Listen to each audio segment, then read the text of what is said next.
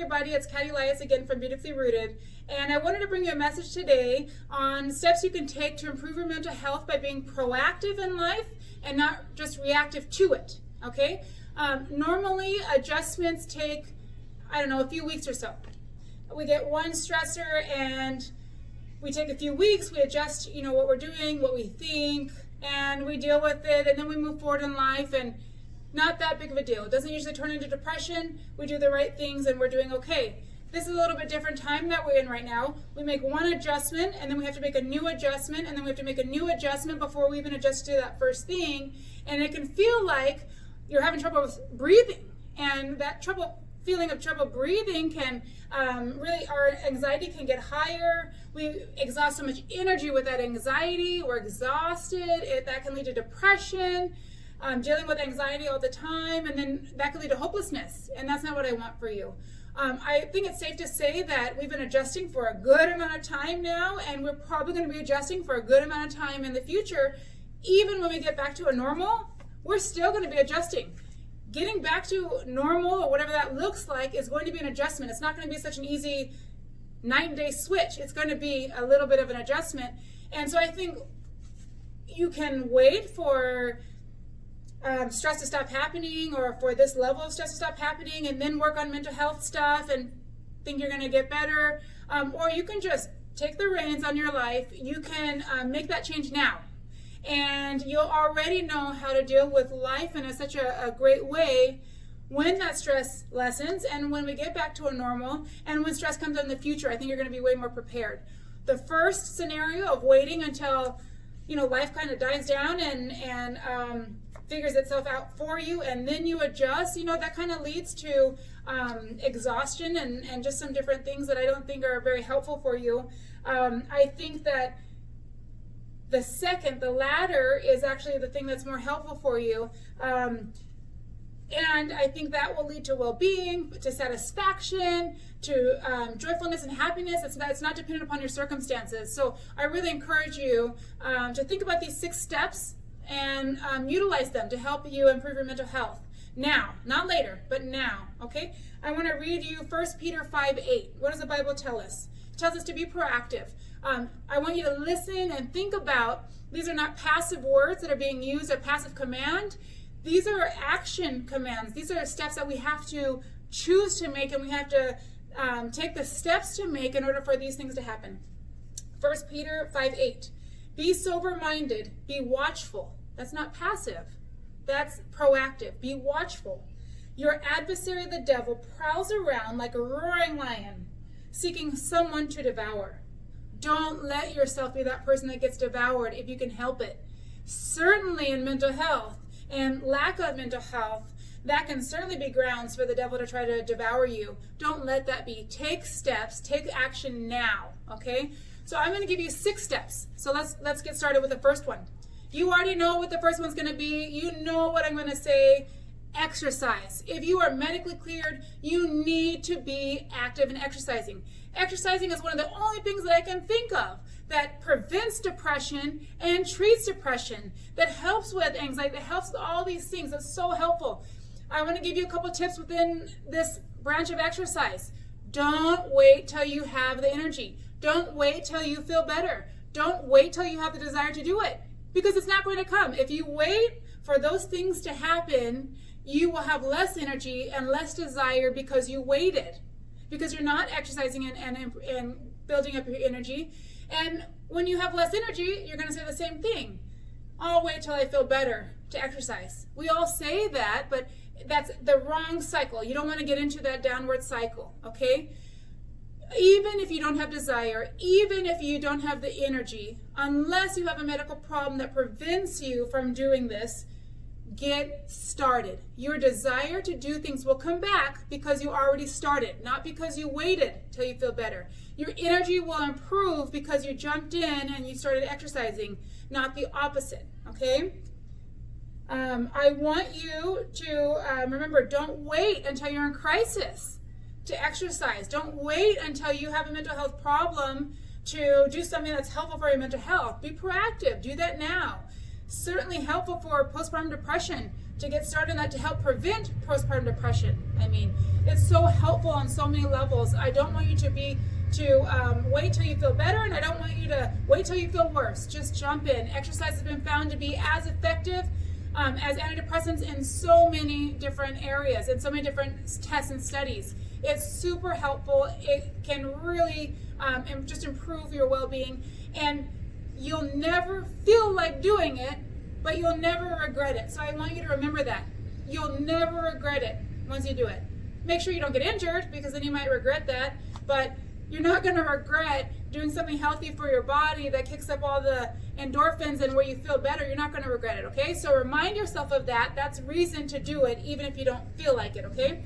If you need to, take small steps, make small goals and attainable goals, realistic goals. Don't make a goal that you're going to run a marathon tomorrow if you're not a runner.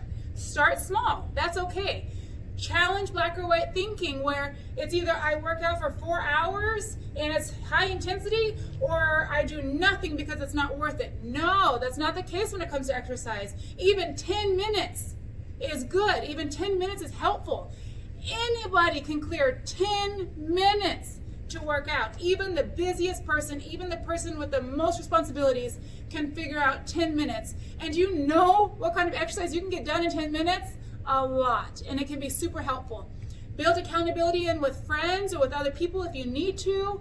Let them know specifically what your goal is and what you're going to do, and tell them and encourage each other. That can be super helpful. All right, step number 2, okay? Laugh. Humor. Laugh, people. It is so helpful. Even the Bible tells us in Proverbs 17:22, a joyful heart is good medicine. It's good medicine for depression and for anxiety. It's good medicine. A cheerful heart is so encouraging. If you are depressed, now is not the time to watch sappy movies, to watch sad movies where you cry your eyes out. That's not the time. Don't watch a depressing movie. Watch funny things, things that produce joy, happy things. Focus on that, okay? Try not to take yourself so seriously that you can't laugh when you make a mistake, or you can't laugh at life or at ironies.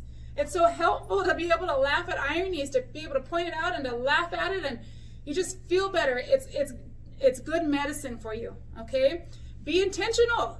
Even if you're by yourself right now, look up jokes, look up puns, whatever it is. Funny things, those things will help you, okay? Those are things that help to lead to resiliency and not to take life so seriously that we get so stuck, okay? Laughter is found to help boost the immune system. We can certainly use that right now. So I want you to exercise. I want you to be laughing, smile, do those things, okay? Step number 3. I want you to focus on what you can do, not what you can't. Sometimes we get so fixated on prior times and what we used to could do and all these things that we get so stuck. We get into like this problem thinking, this non-resolution thinking, and honestly, it's very frustrating for you. It's not beneficial, and it's really frustrating for everybody else around you too. So try not to be that person who gets stuck in non-resolution thinking and problem focused. Be solution focused, okay? I do realize that there is a time to grieve, and I'm not speaking to someone who just had a death that occurred. I'm not speaking to you about this at this minute. I think we certainly understand that. I'm speaking to the person who has some sort of limitation or restrictions for whatever reason, not to revel in the past, okay? I want you to not to mental filter, okay? Sometimes what happens if you envision a pie, maybe one piece of that pie is not so good, and we can just fixate and focus on that negativity so much that it feels like, since that's the only thing that we see, we shut off our eyes to all the rest of the positivity on the rest of the pie, that we feel like the whole pie is negative because we're just focusing on that one piece. I want you to learn how to put that piece back into its proportion. You don't have to deny that negativity is there, those restrictions are there, but you put it back into proportion so that it doesn't contaminate all the rest of the positive stuff in your life right now. And you focus on that too, okay? If you have trouble thinking of ideas of what can I do, let me know.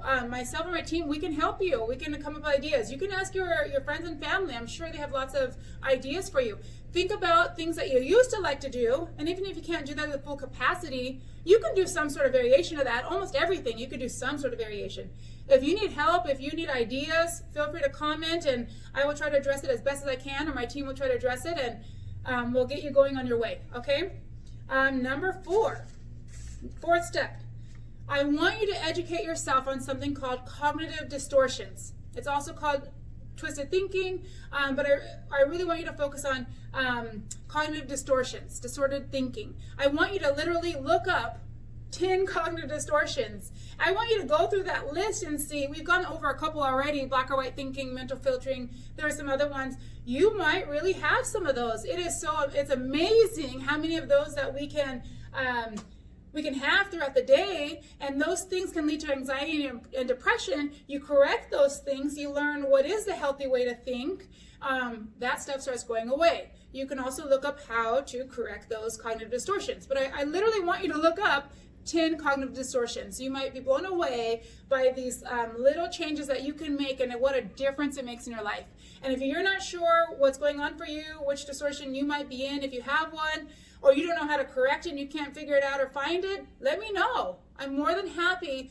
Give me a little snippet of what you notice is happening for you, and I'm more than happy to give you my opinion about what might be going on and what might be helpful for you. Just feel free to put it on the comment section, and no problem, okay? Step number 5. I want you to relate and connect to people every day. We were not meant to be alone. Even when God made Adam, he decided it was not good for man to be alone. He made Eve. Now, I am not saying that you have to have a spouse in order to connect or relate. Not at all. You can have lots of different types of relationships in life, of friendships or family or acquaintances, or maybe it's not a friend, but maybe you joined a support group. Someone that you didn't know before but is going through similar things, or that wants to connect to, and that could be so valuable. If you're watching this video, you have the means to connect to somebody else, okay? Even the introverts, I'm speaking to you too. You don't need to make 74 connections today. You can make one and you might be okay, but I want you to do that. Don't utilize this time as like, woo, thank goodness I can let my hair down and I don't have to worry about that social interaction. Woo, thank gosh. No. We don't thrive by ourselves. Okay, I want you to work on the things to help you socially if you need it. Find things interesting to talk about. Do things that you can talk about that make it interesting that somebody might want to know about. Ask people about themselves. They love to talk about themselves. You can make that connection just by asking them, how was your day? How are you doing? What do you think about this? Tell me about yourself. Certainly they will respond. For some of you, this is going to entail risking rejection. And I'm sorry, but sometimes that happens. You shouldn't be so broken by rejection that you can't proceed on in life. If that's the case, you have core work to do. And we can talk about that, about how do you get that core work of where does your identity and value come from that's not dependent upon that rejection. I'm not saying it shouldn't hurt. And I'm not saying it's going to happen. It's probably not even going to happen. They're probably going to be so happy to hear from you. But if it does, you won't be broken. Find somebody else, okay? But make those connections and work through that fear of rejection if you have to, okay? You can come on the other side. All right, last one.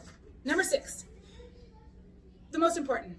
Be plugged into the ultimate source of well-being, which is God.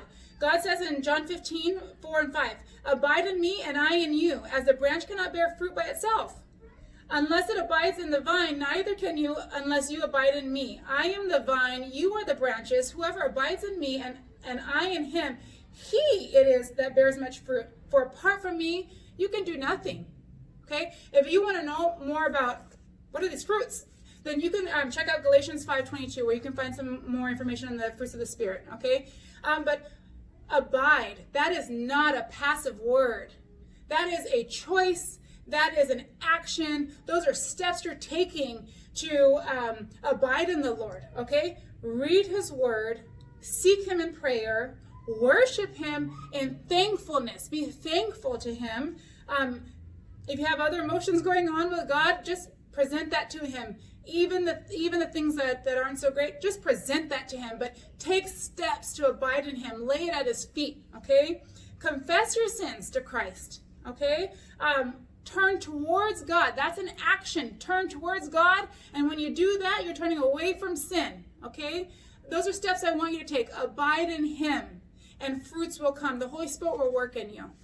These are the first 6 steps that I would like you to take in improving your mental health. Don't wait. Take these steps. Life is going to be great for you. You're going to know how to navigate it well. And this adjustment thing won't dictate how you're going to feel, what joy you have. Your joyfulness won't be dependent upon your circumstances. It's going to be dependent on the right things, which is in Christ. Okay? If you have any questions or comments, feel free. If you particularly need help with a particular issue or guidance towards where to go and what to do, feel free to comment. I'm more than happy to extend that hand to you. I hope you have a wonderful day, and we will talk soon.